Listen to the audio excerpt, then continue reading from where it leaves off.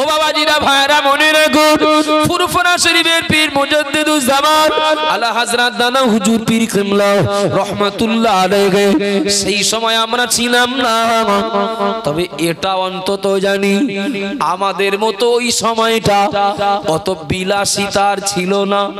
ঠিক বলছি না ভুল বলছি? ও তো 100 বছর আগের কথা, এই চোখে দেখেছি। আমাদের আব্বা আমাদের মা সারাদিনে একবার খাওয়া হয়েছে, বাকি দুশ্বাস খাওয়া হয়নি। বাচ্চাদের জন্য পাশের বাড়ি থেকে ফ্যান মানিয়ে এনে খাইয়েছেন, আমরা দেখেছি তো। ও বাবা জিরা ভাইরা মনে রাখুন, 20 বছর আগে যদি অভাব হয়, 100 বছর আগে কেমন ছিল? মুজাদ্দিদুজ জামান আবু বকর সিদ্দিক রাহমাতুল্লাহ আলাইহি সময়টা দেখলেন অন্ধকার, মানুষ কঠিন রোগগ্রস্ত, অর্থাৎ নিষেধ কাজ বাদ দেয় না, আদেশ পালন করে না। আল্লাহ আল্লাহ নবী যা আদেশ করেছেন আদেশ পালন করে না, অর্থাৎ ঔষধ খায় না, নিষেধ বাদ দেয় না, অর্থাৎ আল্লাহ আল্লাহ নবী যা নিষেধ করেছেন বাদ দেয় না, মানে এরা তো কঠিন রোগে আক্রান্ত। কথা বলেন ঠিক না ভুল? ও বাবাজিরা ভাইরা মনে রাখুন, মুজাদ্দিদুজ জামান দাদা হুজুর পীর কিবলা রাহমাতুল্লাহ আলাইহি কলিজার টুকরা ওলাদ এবং সঙ্গে তার খলিফারা, বিশেষ করে তার প্রধান সেনাপতি, প্রধান খলিফা বসিরতের আল্লামা রুহুল আমিন রাহমাতুল্লাহ আলাইহি, পীর এবং প্রধান খলিফা আলোচনা করলেন। বাবা রুহুল আমিন, তুমি যদি তোমার কাজ করো, আমি যদি আমার কাজ করি, তাহলে তোমারও চলবে আমারও চলবে, কিন্তু বাংলার এই রোগগ্রস্ত মানুষগুলো তো এ রোগে জাহান্নামে যাবে, এদের চিকিৎসা কে করবে, এদের প্রেসক্রিপশন কে বুঝিয়ে দেবে? ও বাবা জিনা মায়েরা, আল্লামা হিন্দ রুহুল আমিন রাহমাতুল্লাহ আলাইহি কলকাতা আলিয়া মাদ্রাসায় পড়াশোনা করতেন। সেই জামানা, সেই পিরিয়ডে হুজুর আল্লামা প্রত্যেকটা সাবজেক্টে যে নাম্বার পেয়েছিলেন, আজ পর্যন্ত সেই রেকর্ড কেউ ভাঙতে পারেনি। একটু জোরে বলেন না, আরো জোরে বলুন সুবহানাল্লাহ। ও বাবা জিনা মায়েরা, ব্রিটিশ সরকার হুজুর আল্লামার দক্ষতা, তার ব্রেন, তার অভিজ্ঞতা দেখে মাসে মাসে ভাতা দিতেন। তিনি ছাত্র তখন, মাসে মাসে ভাতা দিতেন। পড়া কমপ্লিট হয়ে গেল, পড়া শেষ হয়ে গেল, হুজুর আল্লামাকে ওই আলিয়া মাদ্রাসায় চাকরি দেওয়ার জন্য, প্রফেসর হওয়ার জন্য, অধ্যাপক হওয়ার জন্য সরকার আল্লামা হুজুরের কাছে প্রস্তাব পাঠিয়েছেন। ও বাবা জিনা মায়েরা, যেটা চেয়ে পাওয়া যায় না, সাধনা করেও হয় না, আল্লামা হুজুরকে সেই প্রস্তাব দেয়া হলো। আল্লামা রুহুল আমিন রাহমাতুল্লাহ আলাইহি তিনি একা সিদ্ধান্ত নিলেন না, মোবাইল ছিল না, চলে গেলেন ফুরফুরার জমিনে। ওগো আমার পীর, ওগো আমার মুর্শিদ মুজাদ্দিদুজ জামান আবু বকর সিদ্দিক রাহমাতুল্লাহ আলাইহি আমাকে ব্রিটিশ সরকার আলিয়া মাদ্রাসায়, আলিয়া ইউনিভার্সিটিতে আমাকে চাকরি দেবেন, আমি কি করব? মুজাদ্দিদুজ জামান বলেছিলেন, বাবা বড় মাওলানা, যদি আলিয়ায় চাকরি করো তাহলে মাস গেলে ভালো টাকা রোজগার হবে, বিলাসিতার জীবন কাটবে, ভালো গাড়ি হবে, ভালো বাড়ি হবে, রাজপ্রাসাদ পাবে, জমি জায়গা কিনতে পারবে বড় মাওলানা। তবে বাংলার মানুষ অন্ধকারে হাবুডুবু খাচ্ছে, যদি তুমি চাকরি করতে যাও তাহলে এই পদ ভোলা মানুষের প্রেসক্রিপশনটা বুঝিয়ে দেবে কে? মুজাদ্দিদুজ জামান বললেন, ও বাবা বড় মাওলানা, আমি তোমার পীর, তোমাকে পরামর্শ দিচ্ছি, বাবা চাকরি ছেড়ে দাও, তুমি আর আমি, বিশেষ করে তুমি আর আমি চাকরিতে না গিয়ে নিজেদের আয় উপার্জনের ধান্দায় না গিয়ে চলো ময়দানে ঝাঁপিয়ে পড়ি। বাংলার হাবুডুবু খাওয়া কঠিন জাহান্নামে যাওয়ার রোগে আক্রান্ত হওয়া, এই মানুষগুলোকে চিকিৎসা করতে হবে। এই মানুষগুলো ঈমান আমল বাঁচানোর জন্য তুমি আর আমি দুজন ময়দানে ঝাঁপিয়ে পড়ি।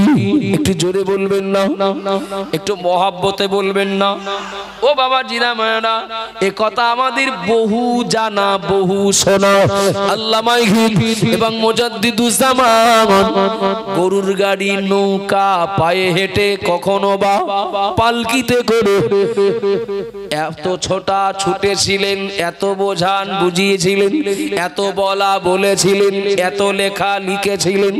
ও বাবা জিনা মায়েরা, মানুষ বুঝলেন গোটা বাংলা শুধু নয়, বাংলা আসাম, বাংলাদেশের বিরাট একটা অংশ মুজাদ্দিদুজ্জামানের অক্লান্ত মেহনতে, আল্লামা হুজুরের অক্লান্ত পরিশ্রমে অশান্ত বাংলা, রোগগ্রস্ত বাংলা এবং কঠিন রোগে আক্রান্ত থাকা বাংলা আসামের মানুষ, তারা সুস্থতার জীবন ফিরে পাওয়ার, অর্থাৎ কঠিন রোগ, যে রোগ জাহান্নামায় নিয়ে যাবে, ওই রোগ থেকে বেঁচে সঠিক ঔষধটা খেয়ে জান্নাতে যাওয়ার রাস্তা খুঁজে পেলেন। একটু জোরে বলেন না, আরো জোরে বলুন সুবহানাল্লাহ। আব্বাজান মারা মনে রাখুন, মা বোনেরা মনে কি দিন, নাটুরিয়া গ্রামে আমি অনেক ছোটবেলা থেকে আসি।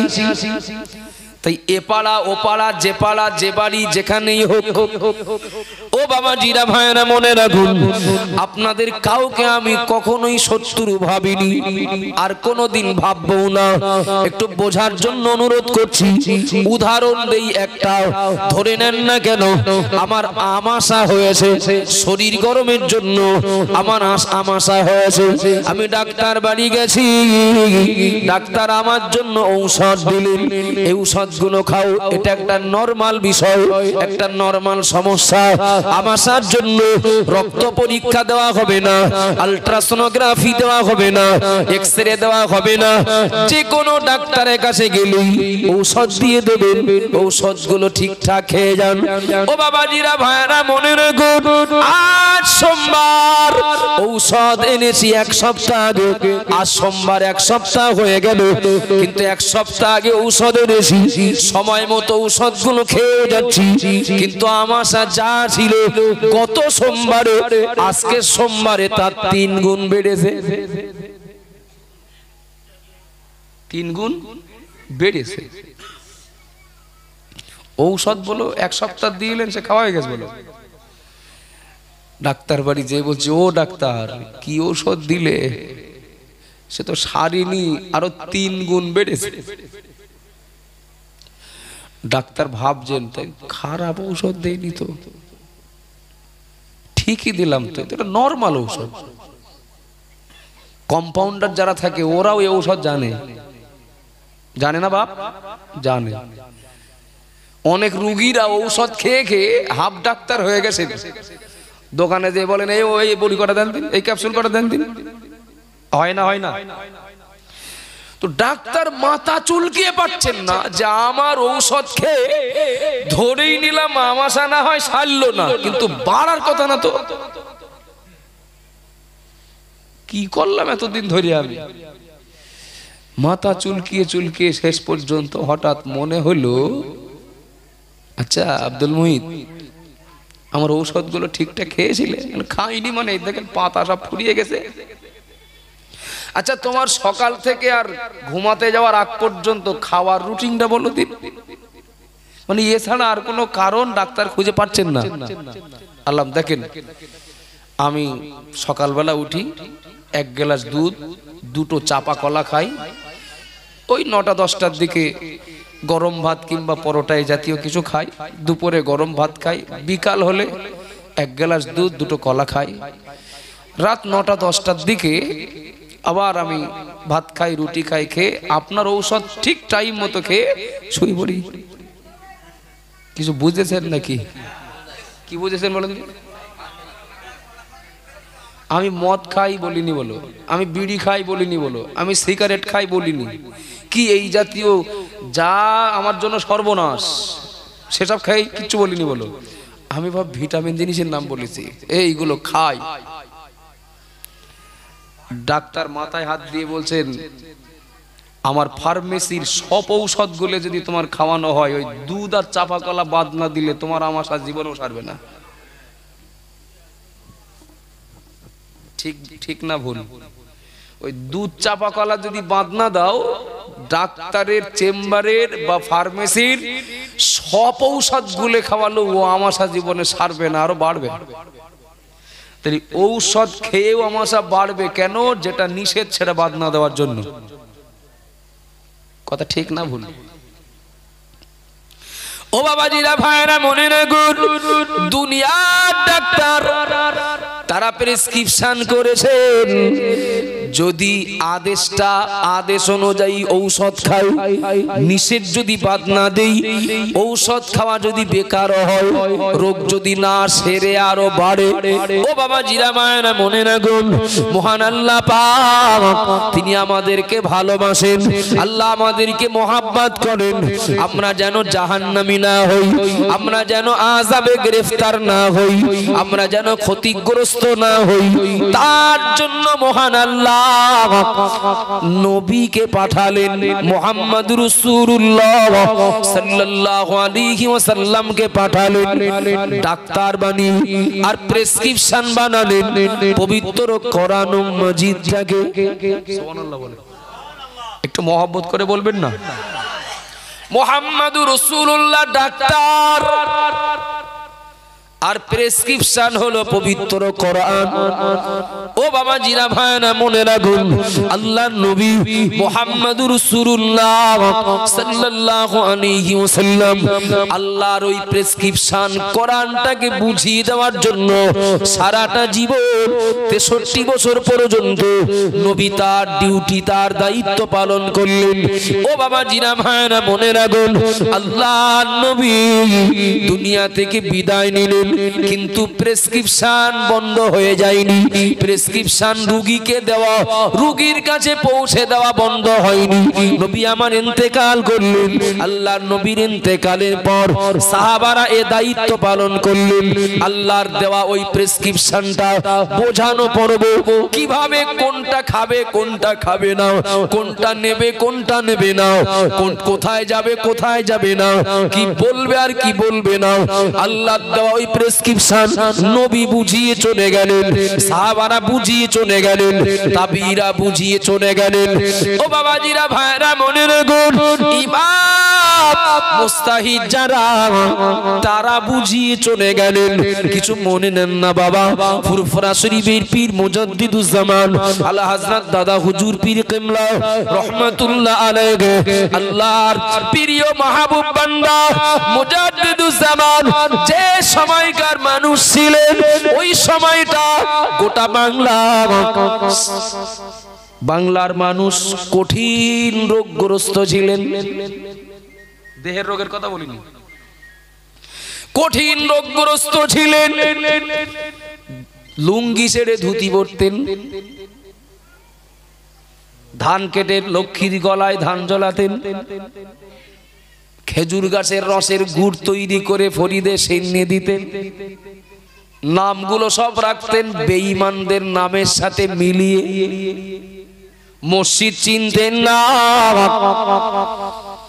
টুপির মর্যাদা বুঝতেন না, দাড়ির গুরুত্ব জানতেন না।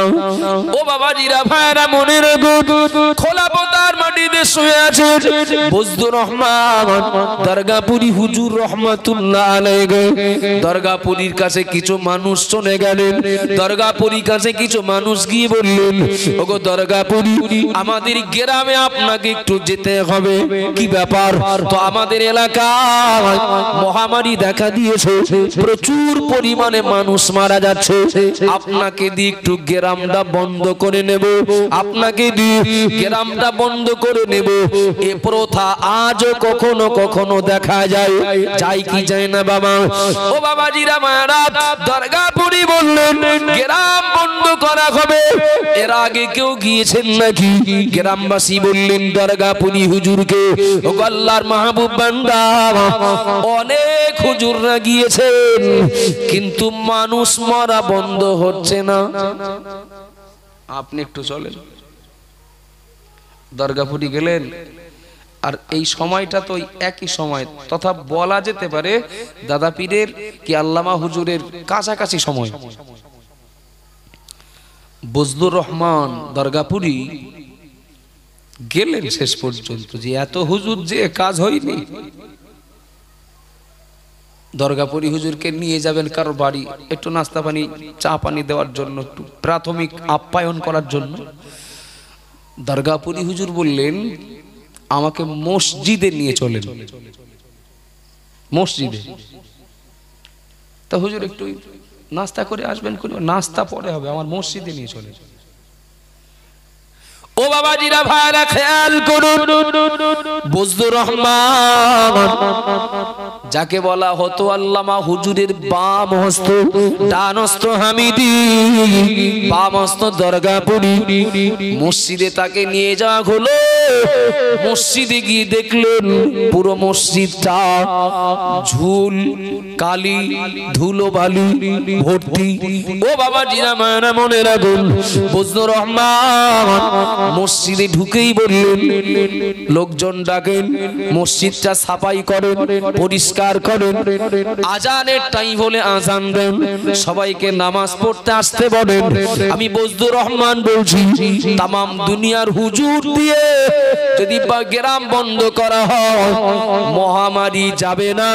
কারণ হলো এই মসজিদের প্রতি অযত্ন নেওয়ার জন্য মসজিদ মহল্লার মানুষদের প্রতি বদদোয়া করছে।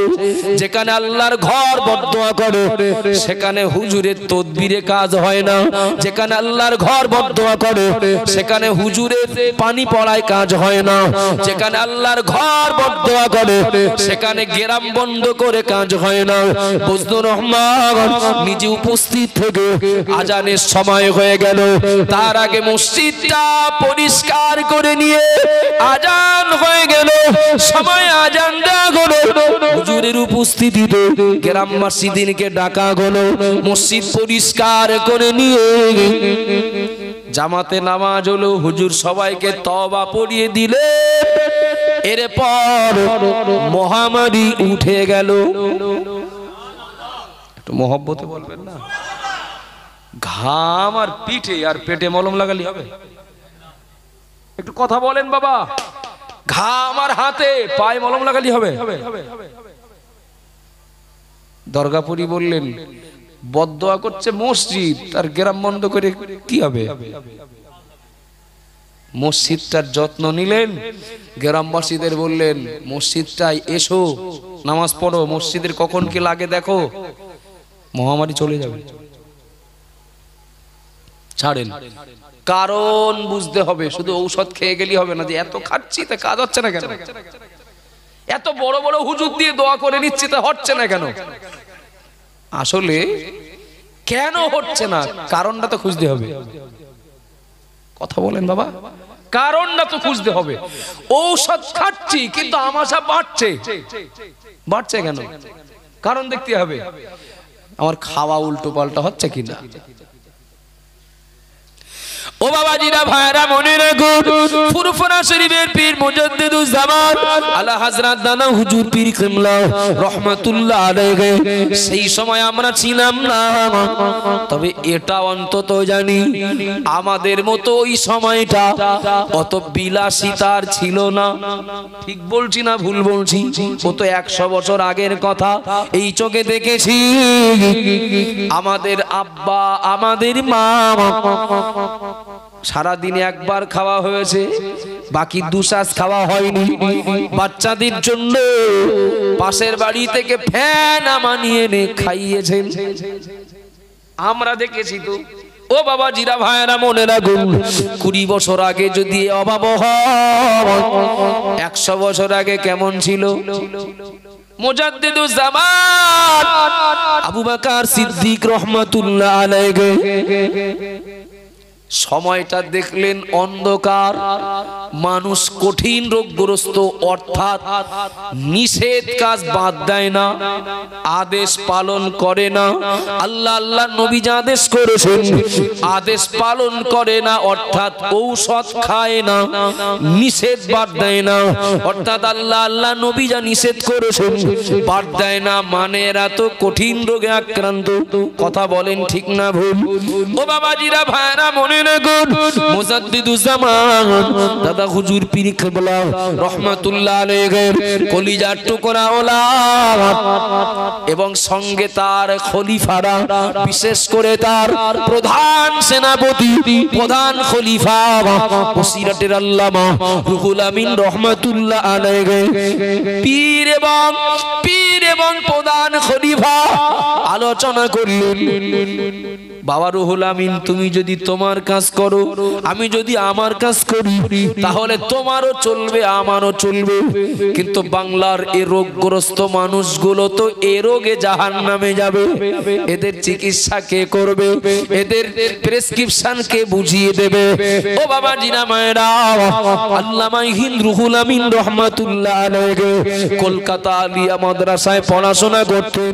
সেই জামানা, সেই পিরিয়ডে হুজুর আল্লামা প্রত্যেকটা সাবজেক্টে যে নাম্বার পেয়েছিলেন, আজ পর্যন্ত সেই রেকর্ড কেউ ভাঙতে পারেনি। একটু জোরে বলেন না, আরো জোরে বলুন সুবহানাল্লাহ।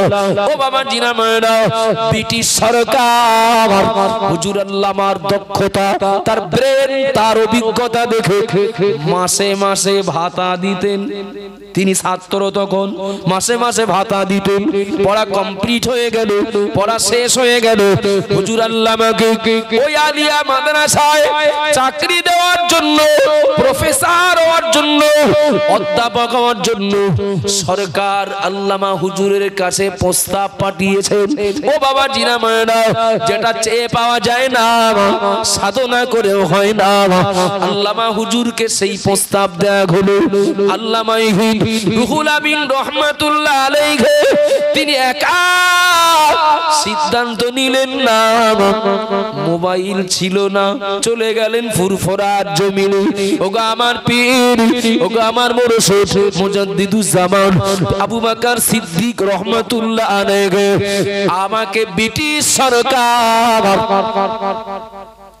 আলিয়া মাদ্রাসায়, আলিয়া ইউনিভার্সিটিতে আমাকে চাকরি দেবেন, আমি কি করব? মুজাদ্দিদুজ্জামান বলেছিলেন, বাবা বড় মাওলানা, যদি আলিয়ায় চাকরি করো তাহলে মাস গেলে ভালো টাকা রোজগার হবে, বিলাসিতার জীবন কাটবে, ভালো গাড়ি হবে, ভালো বাড়ি হবে, রাজপ্রাসাদ পাবে, জমি জায়গা কিনতে পারবে বড় মাওলানা। তবে বাংলার মানুষ অন্ধকারে হাবুডুবু খাচ্ছে, যদি তুমি চাকরি করতে যাও তাহলে এই পদ ভোলা মানুষের প্রেসক্রিপশনটা বুঝিয়ে দেবে কে? মুজাদ্দিদুজ্জামান বললেন, ও বাবা বড় মাওলানা, আমি তোমার পীর, তোমাকে পরামর্শ দিচ্ছি, বাবা চাকরি ছেড়ে দাও, তুমি আর আমি, বিশেষ করে তুমি আর আমি চাকরিতে না গিয়ে নিজেদের আয় উপার্জনের ধান্দায় না গিয়ে চলো ময়দানে ঝাঁপিয়ে পড়ি। বাংলার হাবুডুবু খাওয়া, কঠিন জাহান্নামে যাওয়ার রোগে আক্রান্ত হওয়া এই মানুষগুলোকে চিকিৎসা করতে হবে। এই মানুষগুলো ঈমান আমল বাঁচানোর জন্য তুমি আর আমি দুজন ময়দানে ঝাঁপিয়ে পড়ি। একটু জোরে বলবেন না, একটু মহাব্বতে বলবেন না? ও বাবা জিনা মায়েরা, এ কথা আমাদের বহু জানা, বহু শোনা। আল্লামা এবং মুজাদ্দিদুজ্জামান গরুর গাড়ি, নৌকা, পায়ে হেঁটে, কখনো বা পালকিতে করে এত ছোটা ছুটেছিলেন, এত বোঝান বুঝিয়েছিলেন, এত বলা বলেছিলেন, এত লেখা লিখেছিলেন। ও বাবা জিনা মায়েরা, মানুষ বুঝলেন গোটা বাংলা শুধু নয়, বাংলা আসাম, বাংলাদেশের বিরাট একটা অংশ মুজাদ্দিদুজ্জামানের অক্লান্ত মেহনতে, আল্লামা হুজুরের অক্লান্ত পরিশ্রমে অশান্ত বাংলা, রোগগ্রস্ত বাংলা এবং কঠিন রোগে আক্রান্ত থাকা বাংলা আসামের মানুষ, তারা সুস্থতার জীবন ফিরে পাওয়ার, অর্থাৎ কঠিন রোগ, যে রোগ জাহান্নামায় নিয়ে যাবে, ওই রোগ থেকে বেঁচে সঠিক ঔষধটা খেয়ে জান্নাতে যাওয়ার রাস্তা খুঁজে পেলেন। একটু জোরে বলেন না, আরো জোরে বলুন সুবহানাল্লাহ। চলেন, দাদা হুজুর ইন্তেকাল করেছেন, আল্লামা হুজুর ইন্তেকাল করেছেন, কিন্তু প্রেসক্রিপশন বোঝানোর মানুষ শেষ হয়ে গেছে। কথা বলেন বাবা, শেষ হয়ে গেছে? যায়নি তো। বরং দাদা হুজুর আল্লামা হুজুরের যুগে যদি আলেম থাকেন 100, এখন বেশি না কম? বেশি তো। দাদা হুজুর আল্লামা হুজুরের আমলে হাফেজ সাহেব যা ছিলেন তার থেকে এখন বেশি না কম? দাদা হুজুর আল্লামা হুজুরের সেই যুগে মুফতি সাহেব যা ছিলেন তার থেকে এখন বেশি না কম? সেই যুগের তুলনায় এখন আলেম বেশি।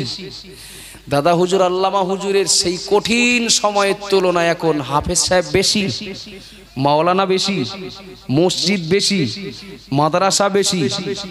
ঝামেলা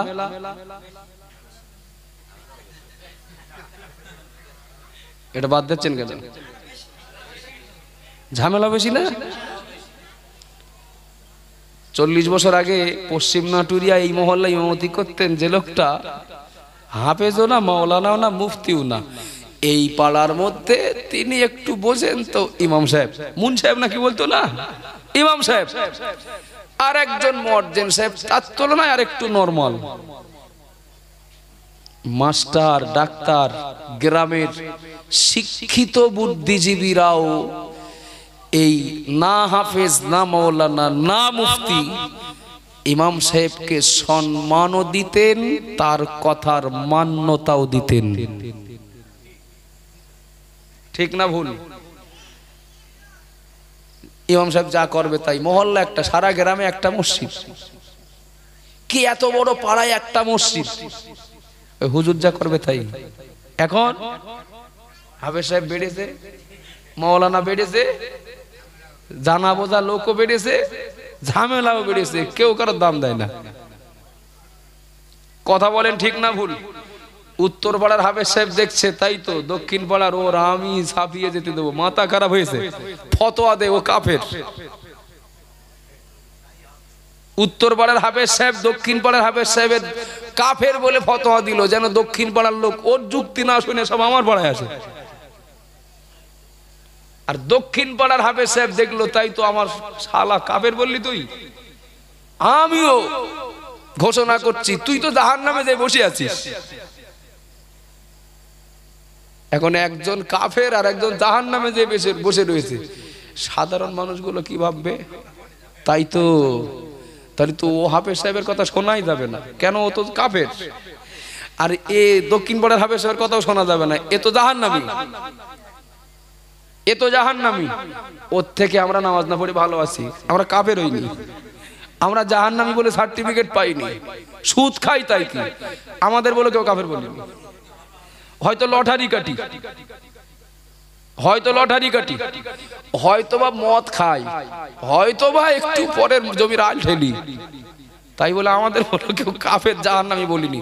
ও হুজুরদের তুলনায় ভালো আছি, হচ্ছে না? একটু কথা বলেন না বাবা।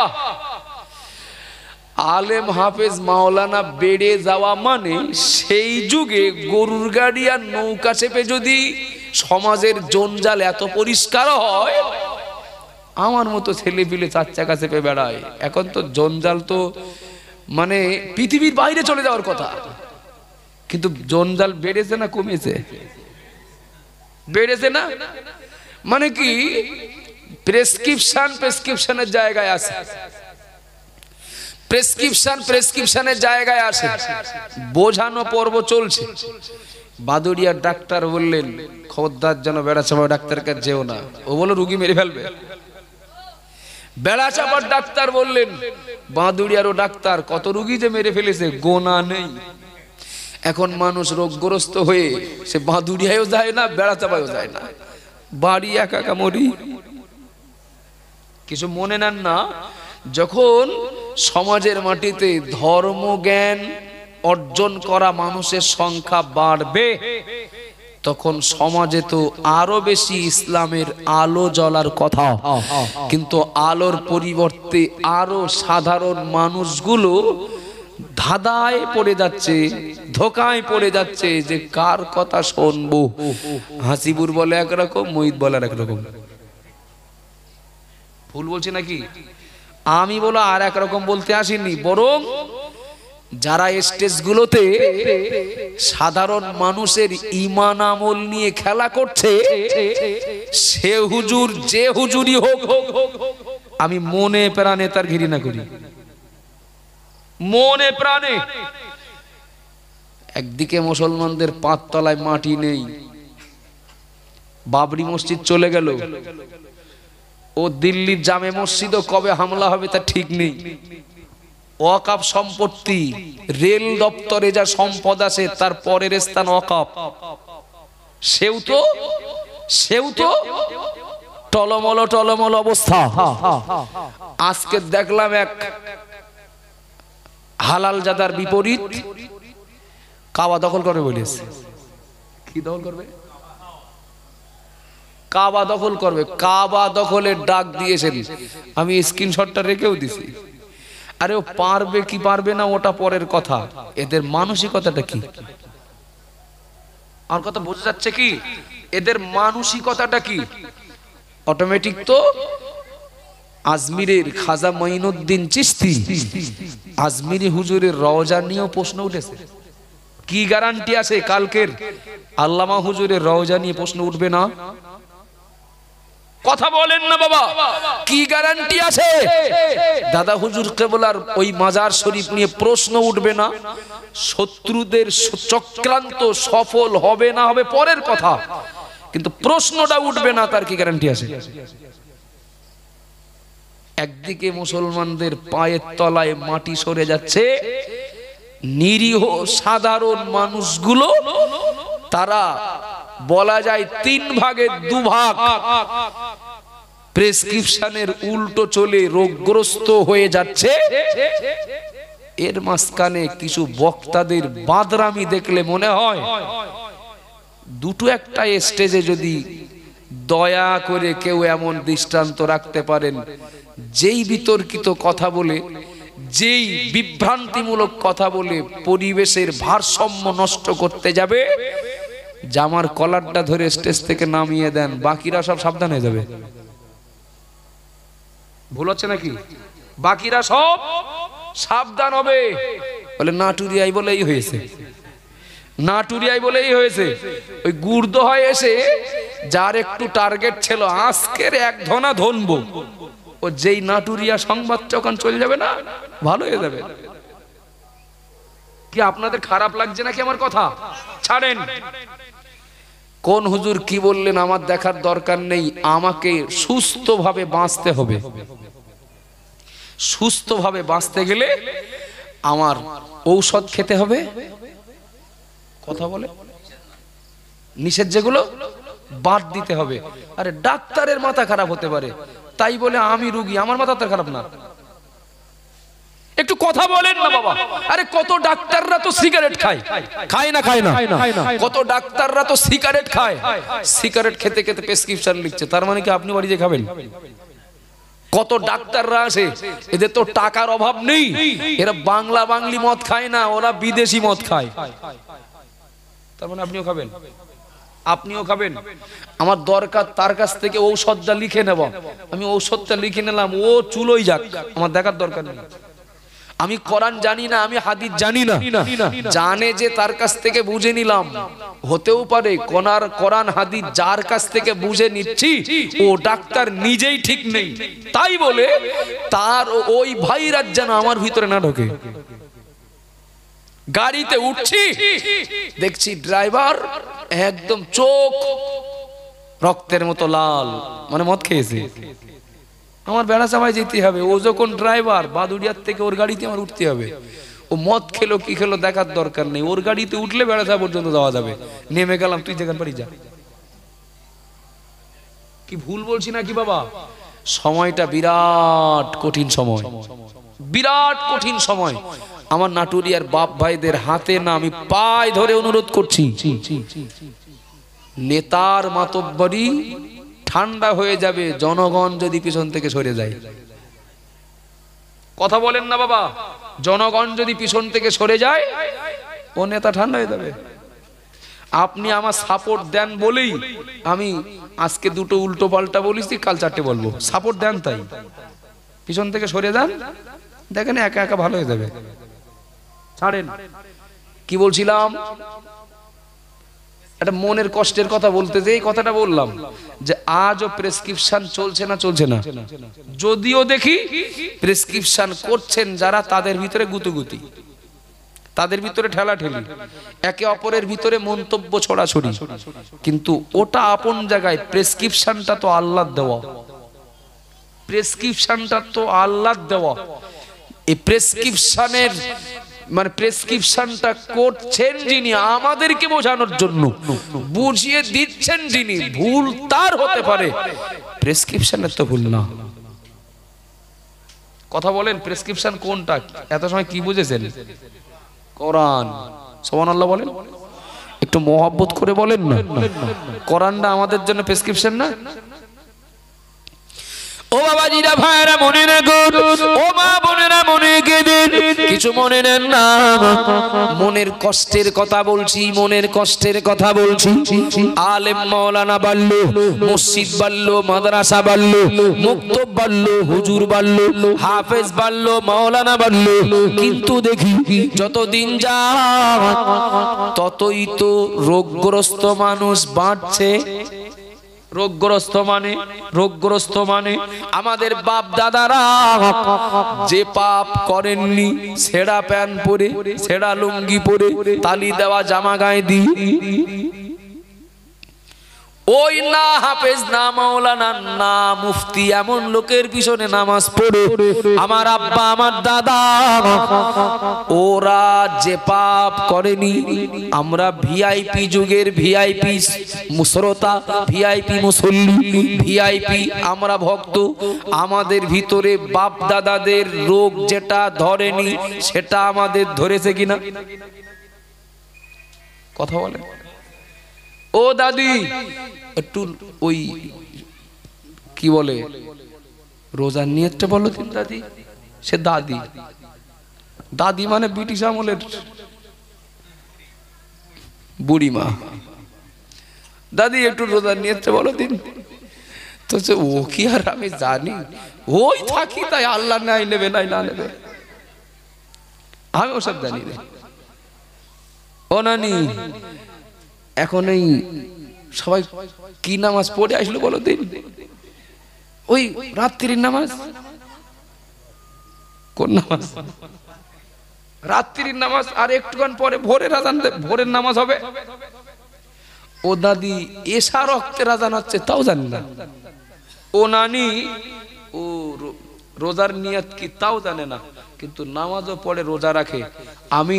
আমি মনে হয় ভুল বলছি না, ওই রোজার নিয়ত না জানা, ওই মানে রোজার নিয়ত না জেনে রোজা রাখা ওই দাদির রোজা বর্তমান এই শিক্ষিত যুগে এবং অনেক মানে ধর্মের অনেক জ্ঞান থাকার এই যুগে অনেক শিক্ষিতা মা বোনেদের বর্তমান সময়ের রোজার তুলনায় রোজার নিয়ত না জানা ও দাদির রোজার দাম অনেক বেশি ছিল। ভুল বলছি নাকি? এই বর্তমান শিক্ষিত যুগে, উন্নত যুগে কোন ওয়াক্তের নাম কি না জেনে নামাজ পড়া ওই নানির নামাজ। বর্তমান কালের আমার মা, আমার স্ত্রী, আমার বোনের অনেক জেনে নামাজ পড়ার তুলনায় নানির নামাজের দাম অনেক বেশি ছিল। কি আপনাদের রাগ আছে নাকি? দাদা জিজ্ঞেস করেন তো, দাদা আত্মায়াতুটা বলো দিন দাদা। হ্যাঁ দাদা জিজ্ঞেস করেন, দাদা তো নানা নানি দাদি হয়ে গেছে, দাদা দাদা পর্ব শুরু হোক। ও দাদা আত্মায়াতুটা বলেন দিন দেখি। ঠাট্টা করিস কেন তুই? ওসব হুজুররা জানে, ওসব হুজুররা জানে। দাদা নামাজ পড়ছেন, রোজা রাখছেন 40 বছর ধরে। আমি একবারও বলবো না কিন্তু যে আত্মায়াত না জানলে, কি কোরআন না জানলে, কি নামাজের ফরজ ওয়াজিব না জানলে তার নামাজ হবে, বলবো না। আমার কথাটা বুঝতে, আমার বিষয়টা আলাদা। ওই সেই আত্মাহিয়াতু না জানা, কোরআন না জানা, ওই দাদার নামাজ, ওই নানার নামাজ, ওই চাচার নামাজ মনে হয় আমাদের মতো যে জানা শোনা মানুষদের নামাজ রোজার তুলনায় তাদের ওই আমল ইবাদতে আন্তরিকতাটা বেশি ছিল। ঠিক বলছি না ভুল বলছি বাবা? নানার নামাজের প্রতি যে আন্তরিকতা, দাদার নামাজের প্রতি জানে না কিন্তু কিছু, যে আন্তরিকতা মনে হয় আমরা তাদের তুলনায় একটু জানি, তবে তাদের তুলনায় আল্লাহর হুকুম মানার প্রতি আমাদের আন্তরিকতা কম। ও বাবাজিরা, ভাইরা, মনে রাখুন, ভুল বুঝবেন না, বেয়াদবি নেবেন না। আমার এই চোখে দেখেছি সারাদিন রোজা রেখেছেন, সারাদিন রোজা রেখেছেন, সন্ধ্যাবেলা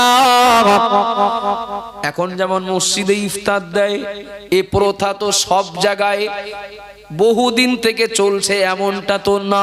কোন মসজিদে এ প্রথা আদৌ নেই, কোন মসজিদে শুরু হয়েছে বেশি দিন হয়নি। কথা ঠিক না ভুল বাবা? সারাদিন রোজা রেখেছেন, আবার কঠোর পরিশ্রম করেছেন, অভাবে সংসার চালাতে হবে, চাল নেই, ডাল নেই, তেল নেই, বাচ্চার জামা কাপড় নেই। রোজা অবস্থা আব্বা রোজা ছিলেন, বড় আব্বা রোজা ছিলেন, দাদা রোজা ছিলেন, নানা রোজা ছিলেন। সেহরির সময় কি খেয়েছেন দেখেন, খুব ভালো খাবার জোটেনি। ঠিক বলছি না ভুল বলছি? ইফতার করেছেন, সারাদিন পর সন্ধ্যাবেলা ইফতার সামনে হয়তো বা একটু চিনি ভেজানো পানি, কিংবা মুড়ি ভেজানো, কিংবা হয়তো বা একটা গমের আটা রুটি, এই হলো রোজার ইফতার। ও আমার আব্বাজান মায়েরা, মনে রেখো, বর্তমান কালে দেখি সেহরির সময় আমাদের খাওয়া দাওয়া বা সেহরির জোগাড়, যত গরিব মানুষও হই, একটু ভালো না আগের মতো?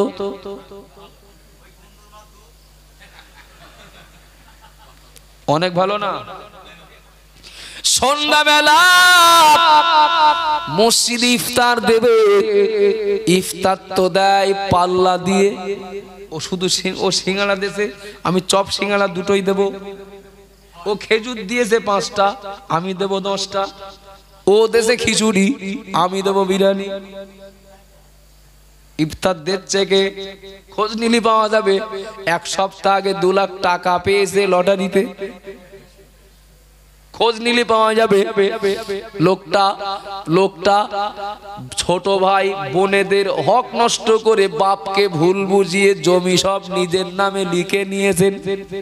খোঁজ নিলে পাওয়া যাবে ইফতার সেই লোকটা দিচ্ছেন যে লোকটার আদৌ ঘরের একটা টালি ভাঙেনি, মিথ্যা কথা বলে আমফানের টাকা নিয়েছেন। খোঁজ নিলে পাওয়া যাবে ইফতার দিচ্ছেন সেই লোকটা সরকার ক্ষতিপূরণ দিয়েছেন, ফসল বুড়ে গেছে 1 বিঘা জমিতে 10,000 ক্ষতিপূরণ। খোঁজ নিলে পাওয়া যাবে সেই লোকটার ইফতারের তালিকায় নাম যে লোকটার আদৌ ফসল বুড়িনি, ক্ষতিপূরণ নিয়েছেন।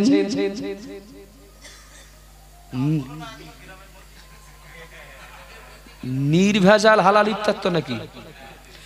নির্ভেজাল হালাল ইফতার তো না? না, আসলে আমারও ভাই ও কথা বলতে চাইনি, উনি যে বলতে নিষেধ করছেন তা না, আসলে এসব আমাদের হাকিমপুর এলাকায়, আপনাদের না।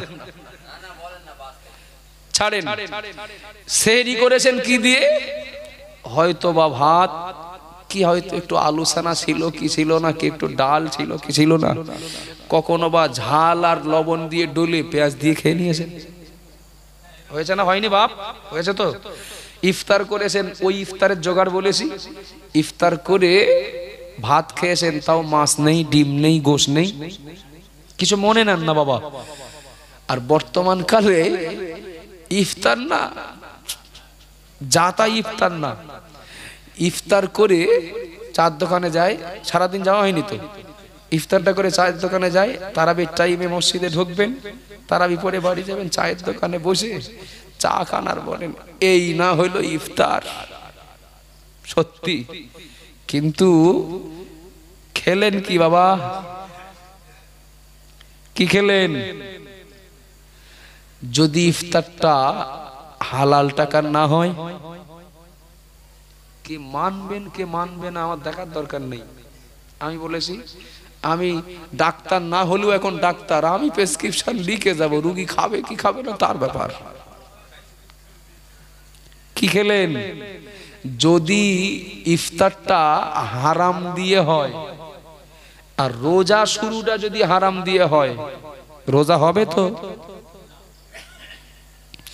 ও বাবাজিরা, ভাইরা, মনে রেখো, আল্লাহর নবী পাক জামানে বললেন ইন্নাল্লাহা তাইয়্যিবুন লা ইয়াকবালু ইল্লা তাইয়্যিবা। একথা আমার নবী বলেছেন। আল্লাহ নিজে পাক, আর পাক পবিত্র ছাড়া আল্লাহ নেন না, কবুল করেন না। ও বাবাজিরা, মায়েরা, মনে রাখুন, মসজিদে ইফতারের সময় আর ক মিনিট বাকি, 10 মিনিট বাকি, 15 মিনিট বাকি। মসজিদের ইমাম বা মুয়াজ্জিন মাইকে হাঁকতে শুরু করলেন, ডাকতে শুরু করলেন, ঘোষণা শুরু করলেন, ও মা বোনেরা, ও বাপ ভাইয়েরা, ইফতারের সময় আর 15 মিনিট বাকি। বাপ ভাইয়েরা মসজিদে আসুন, মা বোনেরা বাড়িতে ইফতারের প্রস্তুতি নেন। ঘোষণা শুরু হয়ে গেল, সময় মতো রোজাদারেরা, পুরুষ মানুষেরা মসজিদে গেলেন। ও বাবা জিরা মায়েরা, ইফতার করলেন, তাদের বিরাট আপ্যায়ন হলো। এর ভিতরে দুজন যদি রোজা না থাকা লোক ইফতার নিয়ে বসেন, তাকে তো তুলে দেওয়া হবে না, তাকে জিজ্ঞাসাও করা হবে না ভাই রোজা ছিলে নাকি, খোঁজ নেওয়া হবে না। ইফতার মজলিসে বসেছেন তো তাকে আপ্যায়ন করে সম্মানের সঙ্গে তাকে তো ইফতার দেওয়া হবে। ও বাবা জিরা মায়েরা, দুনিয়াতে যেমন ইফতারের পূর্ব মুহূর্তে যেমন মসজিদে ডাকা হয়, কাল কিয়ামতের দিন মহান আল্লাহ পাক রোজাদারদের জন্য আল্লাহ জান্নাতের খাবার আর পানি দিয়ে ইফতারের ব্যবস্থা করবেন। একটু মহব্বতে বলবেন না? রোজাদারদের জন্য আল্লাহ রোজাদারদের প্রতি খুশি হয়ে, আল্লাহ রোজাদারদের প্রতি সন্তুষ্ট হয়ে জান্নাতের খাবার পানি দি, আল্লাহ জান্নাতের খাবার পানি দি ইফতার মজলিসের মতো এমন খাওয়া দাওয়ার আয়োজন করবেন। আল্লাহ ঘোষণা দেবেন, রোজাদারেরা চলে এসো, খাওয়া শুরু করো, পান করা শুরু করো। ও বাবাজিরা, ভাইরা, মনে রাখুন, হাতে নয় পায়ে ধরে বলছি, কথা মনে রাখার জন্য। দুনিয়ার মসজিদের মাইকে যখন ডাকা হয়, কাউকে চেক করা হয় না রোজা ছিল কিনা, কিন্তু আল্লাহ জান্নাতে যখন আল্লাহ জান্নাতের খাবার পানি দিয়ে যে ইফতারের মজলিসের আয়োজন করবেন, রোজাদাররা চলে আসবেন, আসতে থাকবেন, বেরোজদাররা কেউ যাবেন না, রোজাদারেরা লাইন দেবেন, কিন্তু চেক পোস্টে ফেরেশতারা আটকাবে। চেক পোস্টে ফেরেশতারা আটকাবে। আব্দুল মুহিত কোথায় যাচ্ছ? ওনা আল্লাহ ডেকেছেন তাই যাচ্ছি। ওনা আল্লাহ তো তোমার ডাকেননি, আল্লাহ তো রোজাদারকে ডেকেছেন। আমি বলবো, ফেরেশতা আমি রোজা ছিলাম বলেই তো যাচ্ছি, এবং এটা সত্য কথা, কিন্তু আমি রোজা ছিলাম বলেই যাচ্ছি। আল্লাহর ফেরেশতারা জবাব দেবেন, ও আল্লাহর বান্দা, দুনিয়ার মানুষের কাছে তুমি রোজাদার হতে পারো, আল্লাহর কাছে রোজাদারের লিস্টে তোমার নাম নেই। বিশ্বাস করেন আমি রোজা ছিলাম, আমি সেহরি করেছিলাম, আমি ইফতার করেছিলাম, আমি তারাবি পড়েছিলাম, সারাদিন না খেয়েছিলাম, সারাদিন না খেয়েছিলাম। বিশ্বাস করেন রোজা ছিলাম বলে যাচ্ছি। তুমি যতই বলো দুনিয়ার মানুষের কাছে তুমি রোজাদার, কিন্তু আল্লাহর কাছে তুমি তো রোজাদার না। তুমি ওখানে যাবা কি করে? কেন? কারণ আল্লাহর ফেরেশতারা বুঝিয়ে দেবেন, সেই দিন যেটা বুঝিয়ে দেবেন সেই কথাটা আজ আলোচনা হচ্ছে। এখনো সাবধান হওয়ার সুযোগ আছে, একটু কথা বলেন না, সংশোধনের সুযোগ রয়েছে। আল্লাহর ফেরেশতা বুঝিয়ে দেবেন, বান্দা রোজা মানে এই না, না খাওয়া না পান করা। রোজা মানে এই না খালাম না, খেলাম না, পান করলাম না। হ্যাঁ, এটা তো অবশ্যই। সঙ্গে আল্লাহর কাছে রোজাদার সেই ব্যক্তি, সেই সেহরির সময় থেকে আর ইফতার পর্যন্ত যে তার যাবতীয় অঙ্গ প্রত্যঙ্গ গুলোকে পাক রাখে, নাপাক থেকে বাঁচায়, হারাম থেকে বাঁচায়, নিষেধ থেকে বাঁচায়। চোখ, কান, নাক, জিহ্বা, হাত, পা, যাবতীয় হারাম থেকে রক্ষা করে যে লোকটা পানাহার থেকে বিরত রাখে, ওই লোকটা আল্লাহর কাছে রোজাদার। খায় না, পান করে না, লোকটা রোজা কিন্তু মিথ্যা কথা বলে। কিভাবে বলে? মিথ্যাবাদী যারা, রমজান মাসে এদের লাইসেন্স রিনিউ হয়, কথায় কথায় বলে রোজা থেকে মিথ্যা বলছি নাকি, কথা বলেন না, আমি রোজা থেকে মিথ্যে কথা বলছি, তুমি তাই মনে করলে? মিথ্যা কথা বলা স্বভাব যাদের, ওরা সব সময় বলে, ওরা সব জায়গায় বলে। ঠিক বলছি না ভুল বলছি? কথা বলেন বাপ। মিথ্যা কথা বলা অভ্যাস যাদের, ওরা মসজিদে ঢুকে মিথ্যা কথা বলে, ওরা টুপি মাথায় দিয়েও মিথ্যা কথা বলে। রোজা ছিলাম, মিথ্যে কথা বলেছি। রোজা ছিলাম, সময় কাটছে না, তা মোবাইলটা বার করলাম, দেখতে লাগলাম। মোবাইলে কি সব যা দেখাশোনা হয় সব কি হজে সব হয় নাকি? তা এমন কিছু দেখতে লাগলাম যেটা আমার জন্য দেখা কখনোই পারমিশন নেই, আর রোজা অবস্থাতে তো মোটেও নেই। খেলাধুলা থেকে বলি বা ইচ্ছাই বা অনিচ্ছাই বলি, গান বাজনা, নাচানাচি, অনেক কিছু সামনে এসে যায়, যায় না? যায় না? চোখ সংযত ছিল না, কান সংযত ছিল না, আর জবান সংযত থাকবেটা কি করে? জবান হয়তো বাজে কথা বললাম না, কিন্তু খাই যদি আমি হারাম, তা জবান ঠিক থাকবে? কথা বলেন না বাবা, থাকবে না তো।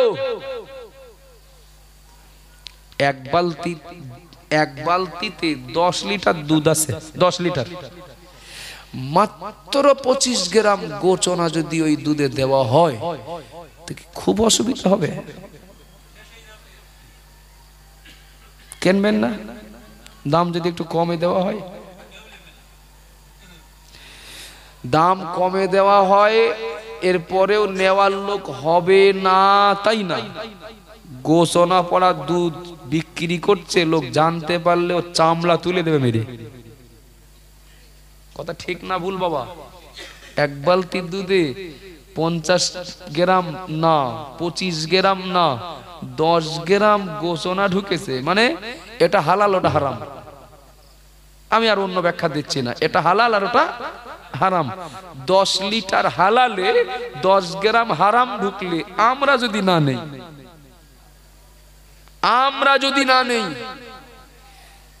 রোজাটা তো বালতি ভর্তি দুধের মতো, নামাজটা তো বালতি ভর্তি দুধের মতো। রোজা আসি, তাহলে মিথ্যে কথা বললাম, গোচনা পড়ল দুধের বালতিতে। রোজা থেকে আমি একটু টাইম পাস করতে কিছু দেখলাম, কিছু শুনলাম যেটা আপত্তিকর, ডাক্তার নিষেধ করেছেন, তো আর 10 গ্রাম গোচনা পড়লো। আমরা যদি বলি দুধে যদি অন্য কিছু পড়ে, ও দুধ চলবে না, ফেলে দাও। নামাজ মানে তো বালতি ভর্তি দুধ, রোজা মানে তো বালতি ভর্তি দুধ, আমি যদি এর সঙ্গে অন্য কিছু পাইল করে ফেলি তা কেন তালিকার থেকে নাম বাদ যাবে না? কি আমার কথায় কষ্ট পাচ্ছেন বাপ? কেন বাদ যাবে না? ফেরেশতারা বলবেন দুনিয়ার মানুষের কাছে রোজাদার ছিলে, আল্লাহর কাছে তুমি যেহেতু রোজাদার না, এই জন্য রোজার পুরস্কার তুমি পাবে না। কতটা কষ্ট লাগবে সেদিন, কতটা কষ্ট লাগবে সেদিন। তাহলে না রোজা রেখে আমার পাওয়ার কথা ছিল জান্নাত, রোজা নামীয় ঔষধটা খেয়ে জাহান্নাম নামীয় কষ্ট থেকে বাঁচার কথা ছিল, কিন্তু এই ঔষধ আমাকে সুস্থ করে জান্নাতে দেবে না। এর জন্য কারণ হবে ওই দুধ আর পাকা কলা, অর্থাৎ হারাম বাদ দেইনি। কথা ঠিক না ভুল? কথা বলেন না, কথা ঠিক না ভুল? ও বাবাজিরা, ভাইরা মনে রেখো, ও মা বোনেরা মনে রেখে, এমন দৃষ্টান্ত আমি অনেক দিতে পারবো নামাজের ব্যাপারে, এমন কি হজেরও ব্যাপারে। হজ করে এসেছেন সমাজ থেকে, হাজী সাহেব বলেছেন, কিছু মনে নেন না, হাজী সাহেবদেরকে সম্মান করি, শ্রদ্ধা করি, এটা মুখে না, এটা অন্তরে। কেন না, ওরা আল্লাহর কাবার মেহমান, সচক্ষে কাবা দেখেছেন, আর কিছু না হোক সচক্ষে আল্লাহ নবী রওজা দেখেছেন, আল্লাহ নবী রওজার ধারে দাঁড়িয়ে নবীকে সালাম দিয়েছেন, সম্মান তার অনেক। কিছু মনে নেন না, আমি হাজী সাহেবকে কষ্ট দেওয়ার জন্য বলছি না, কিন্তু আপনাদেরকে এটা অন্তত স্বীকার করতে হবে, সবার হজ কি কবুল হয়? কথা বলেন, সবার হজ কবুল হয়? কিসের জন্য?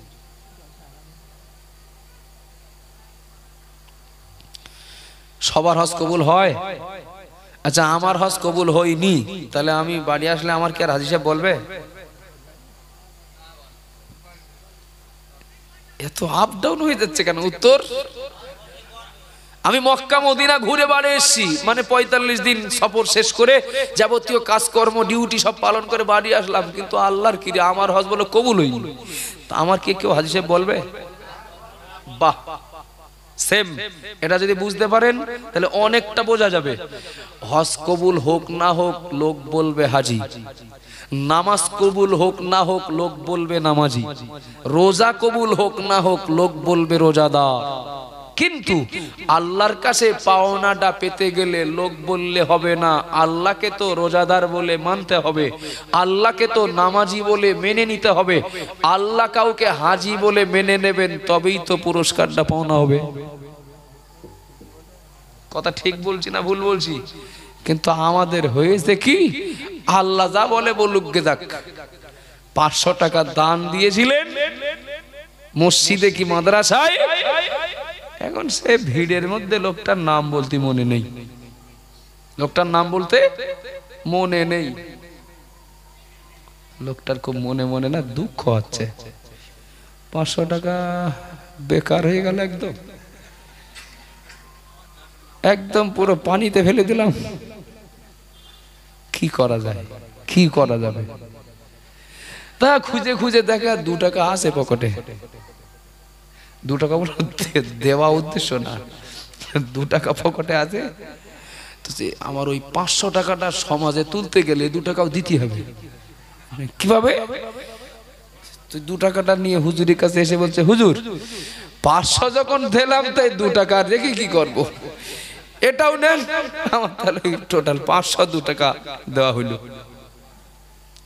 এই 2 টাকাটা দিলেন, 500 টাকাটা অন্তত সবাই যেন বুঝতে পারে আমি দিয়েছি, ওই পর্যন্ত এ দান বলো বর্ডার পার হবে না। এ দান বর্ডার পার হবে না। এ দানের সওয়াব লোক পাবেন না, পাবেন না, পাবেন না। 100 বার বললেও একই, পাবেন না। কেন পাবেন না? তুমি তো দান আমার জন্য করিনি, তোমার সেই সবার জানানোর দরকার ছিল, সে তো জানানো হয়ে গেছে। তুমি তো আমার কাছে দাতা না, তোমার তো আমার কাছে দাতা হওয়া উদ্দেশ্য ছিল না। যাদের কাছে দাতা হওয়া উদ্দেশ্য ছিল সে তো হয়ে গেছে, তা আমার কাছে তুমি চাচ্ছ কেন? সেম এটা যেমন নামাজ ওই রকম, রোজা ওই রকম, হজ ওই রকম, সব ওই রকম। আমার কথা কি বুঝতে অসুবিধা হলো নাকি? আর না, অনেক দিন পর নাটুরিয়া এসছি, অনেক দিন পর, আবার কোন কালে আসবো তার ঠিক নেই। তো যাই হোক, আমি শুরু থেকে আর এই পর্যন্ত আমার আল্লাহ আমার মালিক সাক্ষী, আমি মাইক্রোফোনে সালাম দিয়েছি যখন, তখনও আমি ঠিক করে নেইনি যে আজকের এই ওয়াজ করব। মাইক্রোফোনে আসার আগে আল্লাহর কাছে একটু মনে মনে একটু বলি, আল্লাহ এই মজলিসের জন্য যেটা বললে ইমানদারের ইমানের মজবুতি হয়, আমলের প্রতি মানুষ উৎসাহিত হয়, এমন কিছু বলিয়ে নিও, আমার কোনো যোগ্যতা নেই। তো আল্লাহ যা বলিয়েছেন তাই বলেছেন।